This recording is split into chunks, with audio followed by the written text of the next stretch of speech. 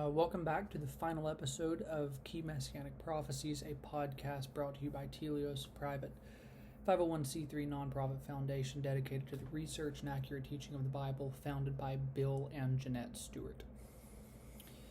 Over the last 24 episodes, we've worked our way through the Old Testament, taking a look at some of the major prophecies concerning Israel's Messiah.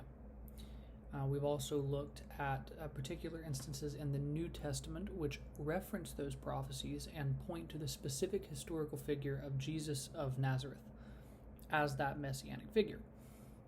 Now, I knew from the start what the topic of this final episode would be. It's been alluded to in different episodes throughout our study, but I knew that eventually the topic would have to be addressed directly, and chose to locate it here at the end as a kind of summation and restatement of the kind of approach and the kind of hermeneutics this podcast has taken toward Messianic prophecy as a whole. Now, if you've followed this series from the start, you'll probably have noticed throughout the episodes that we have sometimes discussed different views regarding key Old Testament prophecies. Biblical scholars are sometimes in conflict over which prophecies are actually messianic in nature. And while we've certainly made a case for each of the prophecies we've tackled on this podcast, there is one particular topic that remains a key point of contention among scholars, and that is just how the New Testament interprets the Old. So, regardless of whether or not one thinks that a particular prophecy in the Old Testament is messianic in nature, anyone who reads the New Testament understands that many of those prophecies are considered messianic by the New Testament writers. The prophecy found in Isaiah 7:14 is one such example of a hotly contested Old Testament prophecy that the Gospel writers, Matthew and Luke, clearly understand to be talking about Jesus. In other words, it's sort of regardless of what you think the Old Testament is doing, those guys took it as messianic. Now, for some people, that's good enough, right? Matthew and Luke consider it messianic, then it's messianic. Well, if you've followed this particular series, you know that that is not quite the approach we've taken to interpreting the Old Testament material. We have advocated for what is sometimes called a canonical approach to hermeneutics, or the process of interpretation.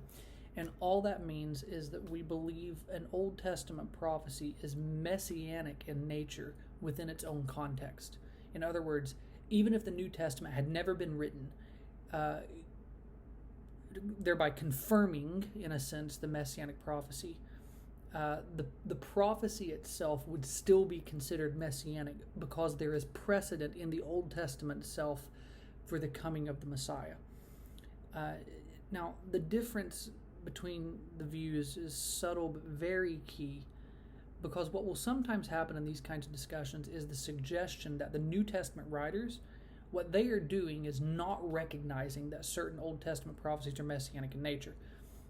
Rather, they are overriding the Old Testament's original meaning. In other words, they are assigning a new meaning to an Old Testament text. In essence, they are working Jesus back into the Old Testament when it really wasn't talking about him in the first place. And you can see very quickly how the Old Testament then does not lead to Christ. He is rather just kind of reverse engineered into the biblical story. And this is why in this podcast series we have started with the Old Testament. In these episodes we have tried to deal with the prophecy in its original Old Testament context, to show you that even within the Old Testament itself, there is a narrative that is building toward this messianic figure. In other words, the New Testament writers are not changing the meaning of the Old Testament. They're not sort of, working Jesus into the Old Testament by retrograde. Instead, what they're doing is recognizing the prophecy as messianic. They are recognizing the original meaning of the Old Testament text and showing that the narrative has built to Jesus of Nazareth. This isn't what is often called like a retroactive continuity. It's very much consistent and maintaining its continuity throughout. So okay, then how do we know the New Testament writers are taking that approach to the Old Testament? there are a couple of very good indicators for this. First of all, this is exactly how Jesus himself is going to operate in the Gospels whenever he speaks of a prophecy being fulfilled by himself. Consider also on the road to Emmaus after his resurrection. Jesus takes the two travelers through the Old Testament, from Moses to the prophets, explaining the Old Testament to them and how the story has led to him. The other serious item to note here is Paul's attitude toward people who were more than willing to test what he and the apostles taught against the Old Testament. In Acts 17, he calls the Berean Christians noble because they checked everything he taught against the Old Testament. In other words, the intent of the apostles was not to go against the established meaning of the Old Testament, but to recognize its meaning and the Messianic prophecies that led to Jesus. And they commended others for making sure they did that well.